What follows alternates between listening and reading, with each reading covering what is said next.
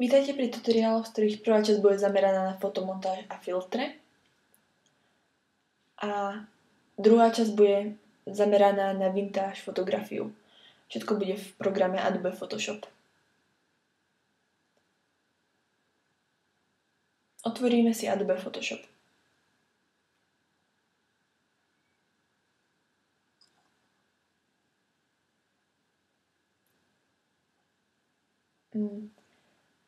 Otvoríme si obrázky, s ktorými budeme pracovať. Prvý obrázok, ktorý som si vybrala, je kôň a druhý orol. Niekedy mi chvíľku trvá, kým ho nájdem. Alebo kým nájdem ten správny obrázok.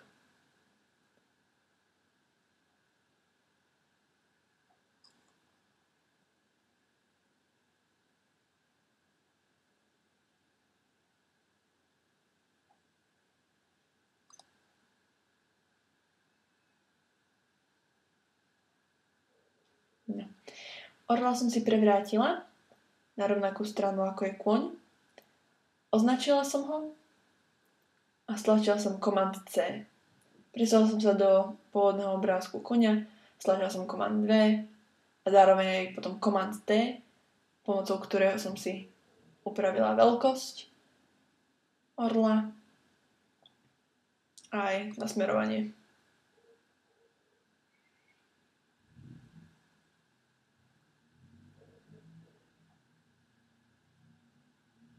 Teda nasmerovanie až potom, ako som videla, ako to bude najlepšie sedieť.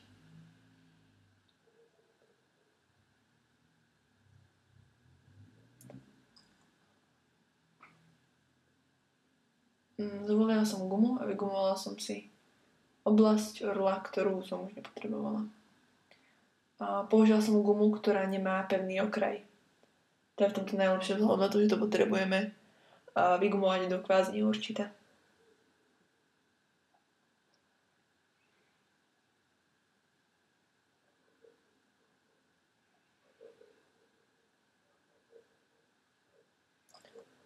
Som premiesnila krídlo, aby som vedela, kde najlepšie bude sedieť.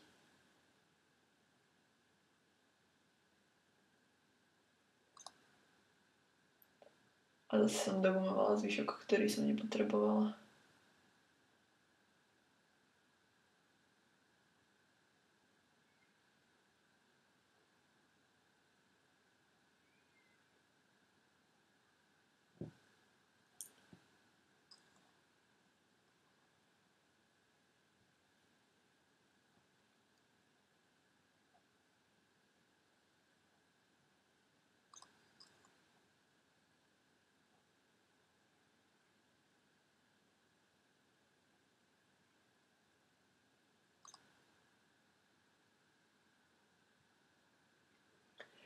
Zase som vložila do obrázka orla, ale teraz kvôli tomu druhému krídlu.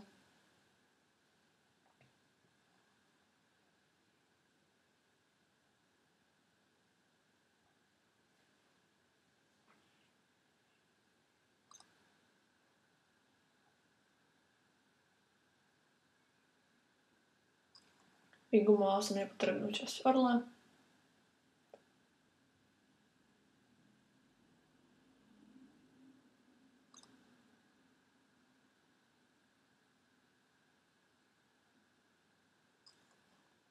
A posunula som krídlo na miesto.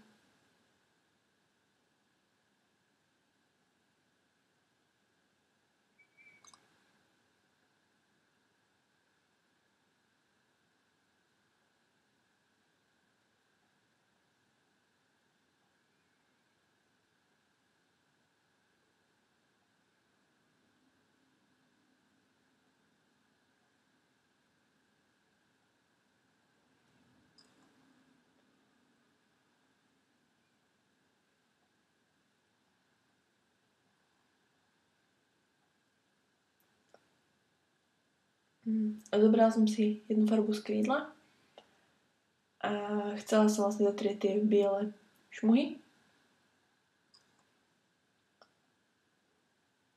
A potom mi napadlo, že lepší spôsob bude ukradnúť si časť krídla a prekryť to ňou.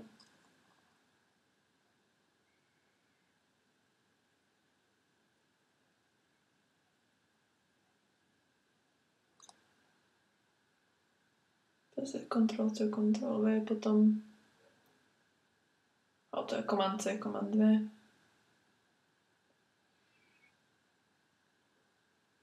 Pozor na vrstvy, v ktorých robíte. Niekedy sa aj sami od seba zvyknú prekliknúť. No. Teraz som si už kopírovala tú časť, uložila som to na miesto a zase som vygumovala nepotrebnú súčasť. Tým pádom vlastne zmizlo to biele miesto, ktorého som sa chcela zbaviť. Spojila som vrstvy dokopy.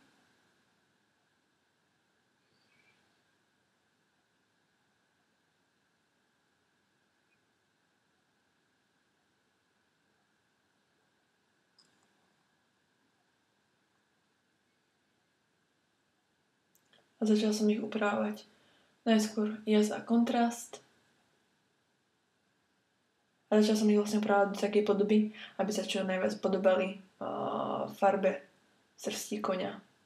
Alebo teda by vyzerali ako keby ešte z jeho chrbta, tie krídla.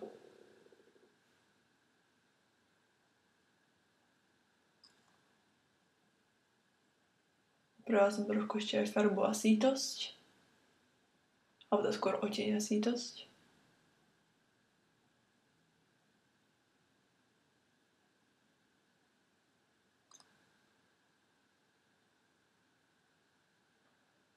Ukradla som si zase farbu z srsti koňa. Vytvorila som si novú vrstvu a zatrela som spoj medzi krídlom a koňom.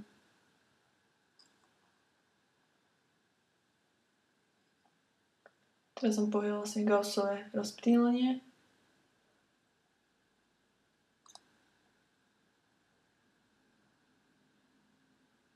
A vytvorilo to ten efekt, ktorý som chcela. Spojila som zase vrstvy dokopy, vrstvu krídla a tej farby. Chcela som pôvodne použiť filter, ale ako som sa rozhodla ho nepoužiť. Spojila som si vrstvu koňa a krídla dokopy.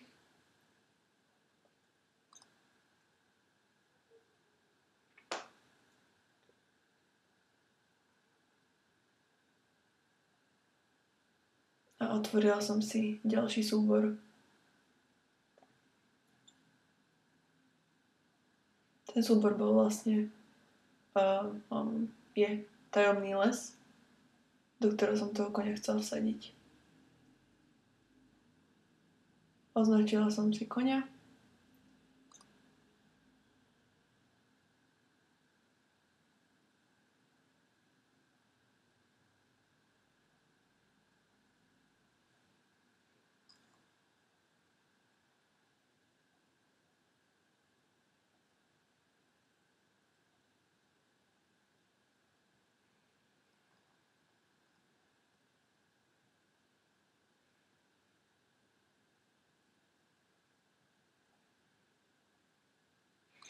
A treba pozor dávať pri označovaní, lebo niekedy to zvykne preskočiť potom na celú plochu.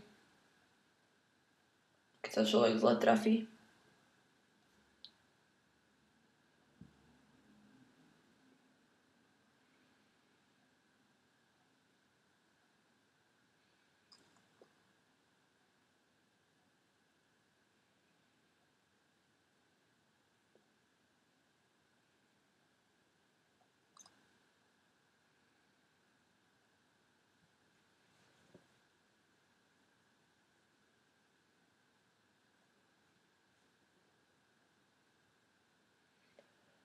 Stlačila som Command C a potom som Command V som koňa preniesla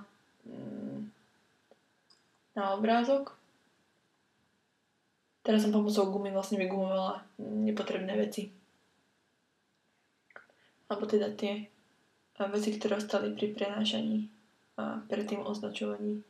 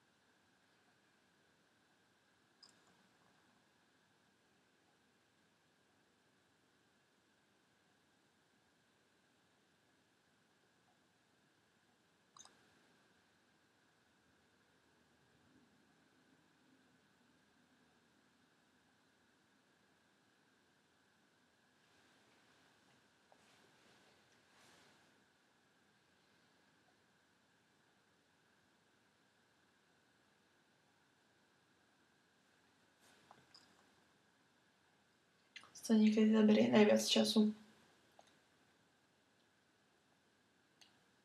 Hlavne trafiť sa je niekedy problém.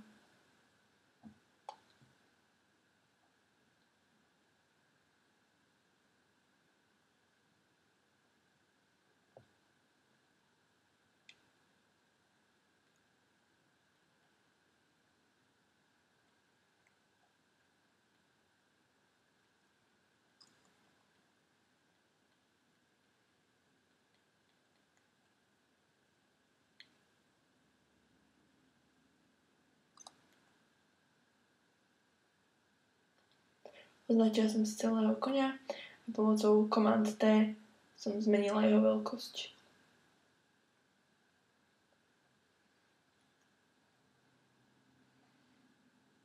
A uložila som ho vlastne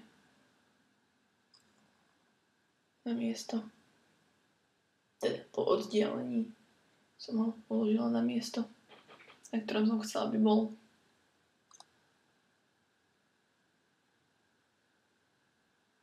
Čiže upravovala som jeho veľkosť.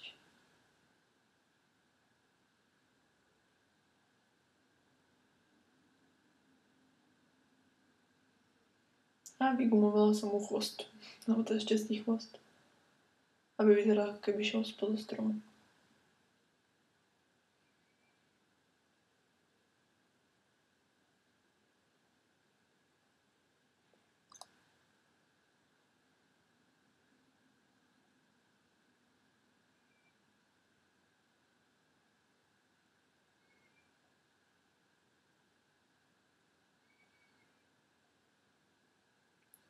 Vyretušovala som pozadie za ním,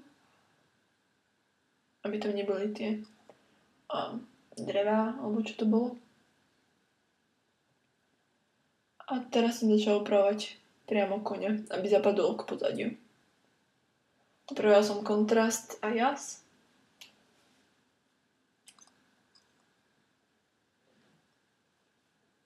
A potom neskôr aj expozíciu, posun a podobne.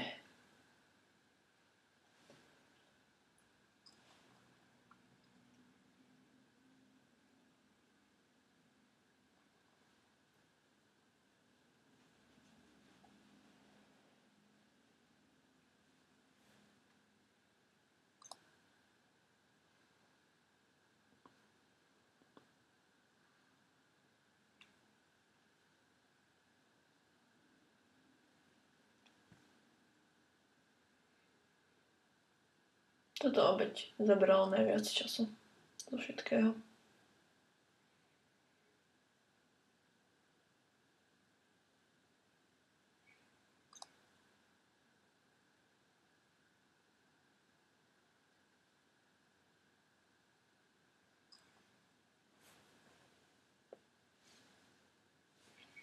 Ešte som vygumovala trávu z jeho nohy, ktorú mal z pôvodného obrázka.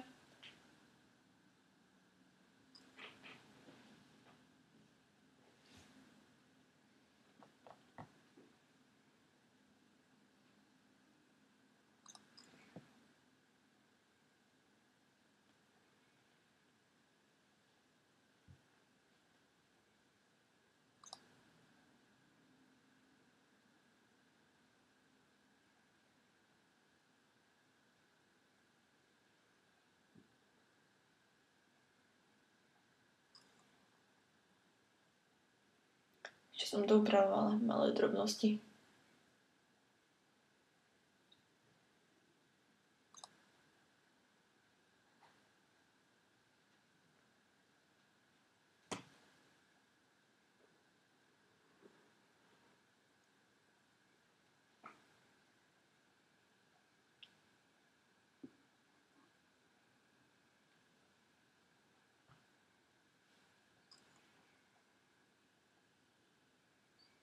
Predsa som sa ešte vrátila k odtieňom, Salmatovi cieľ bol ladený viac menej skôr do modra. Tak aby aj ten koň tam nejakým spôsobom ladil.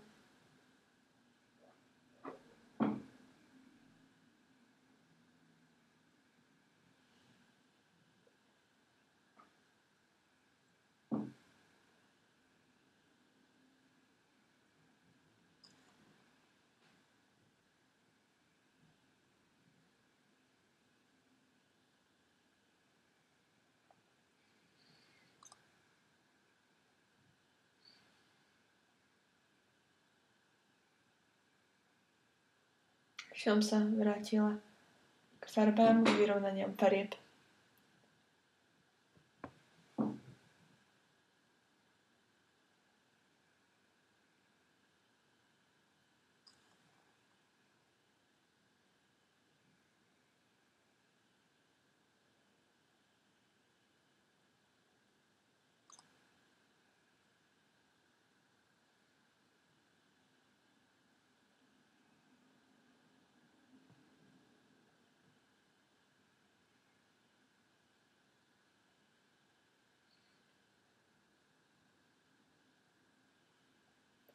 Zlúčila som obe vrstvy dokopy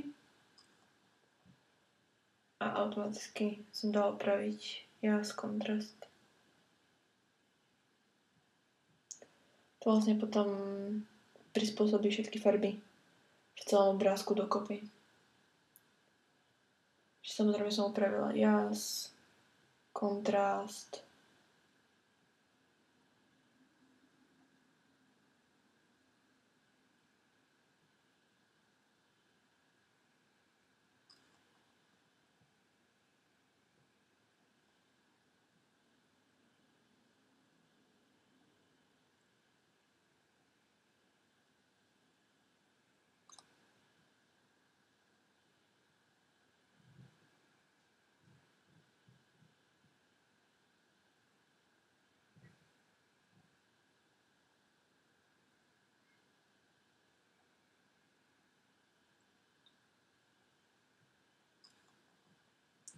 Niekedy si treba dávať pozor na to, ako to človek nastavuje. Príklad expozíciu a podobné veci, aby obrazok nebol príliš tmavý alebo príliš svetlý. Treba tak primerane.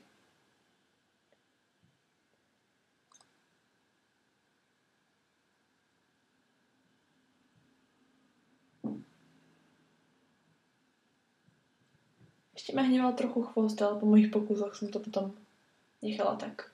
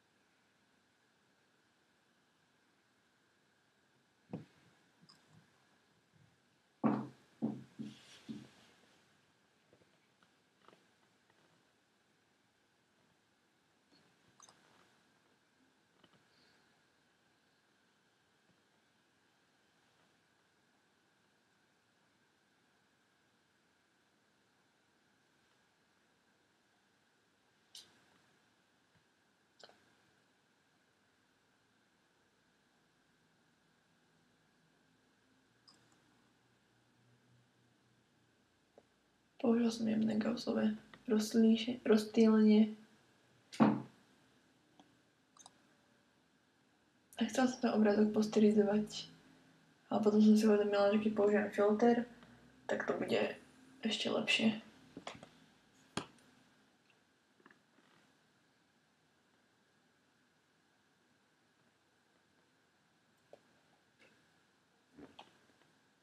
Takže som sa vrátila k filtrom.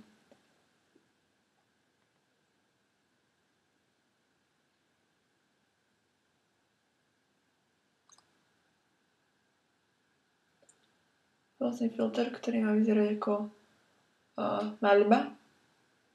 Tak som ešte ponastavila v ňom rôzne veci.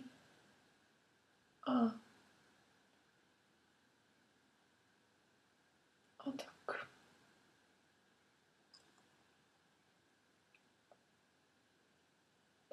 Obrázok som uložila pod názvom Pegas zase na plochu v formáte JPEG v najvyššej kvalite.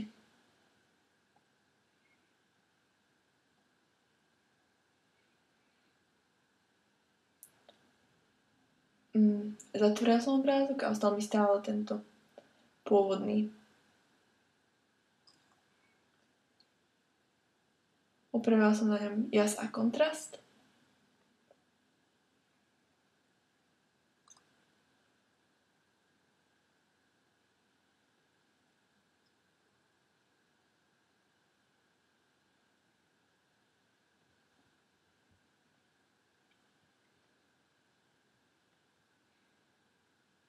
expozíciu, posun.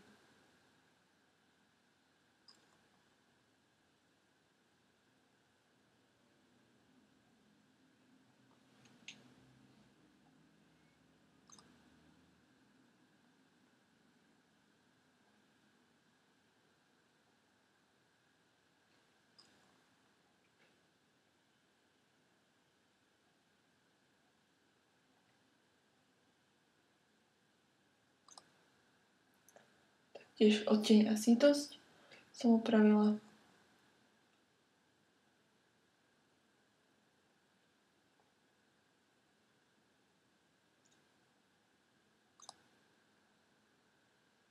Ale ďal som to skôr tak kvázi staromódne.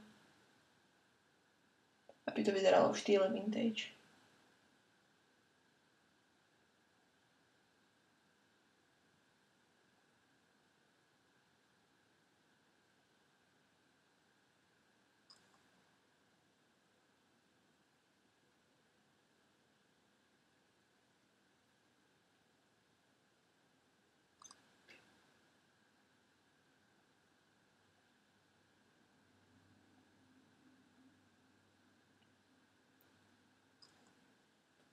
Niektoré veci som potom vlastne len skúšala, ale vrátila som ich do pôvodného stavu.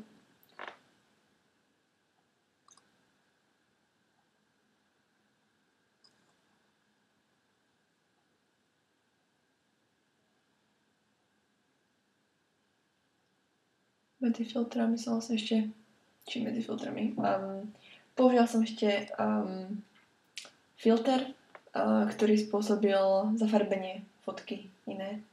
Ja som to ladila viac menej tak oranžová, béžová.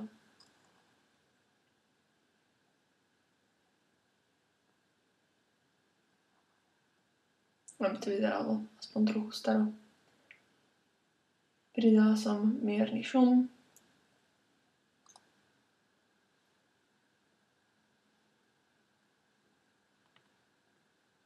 A teda prach a škrabance.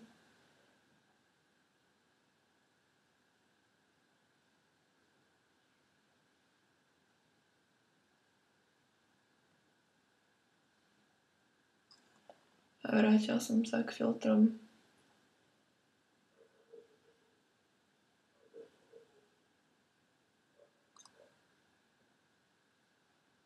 Pomocou ktorých som docielila starší vzhľad obrázku. Když som to trochu pohrala s farbami.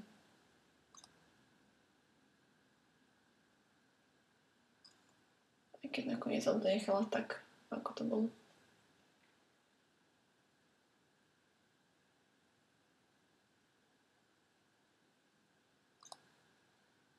Dá sa to prevedať do čierno-bielej podoby, ale nechala som práve túto kvázi sépiovú.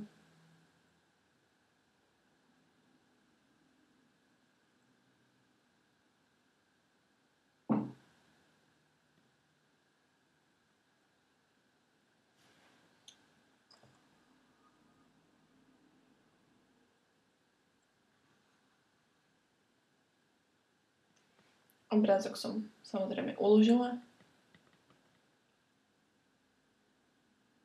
Dala som Pegase 1, zase som to uložila na plochu v formáte JPEG a v maximálnej kvalite.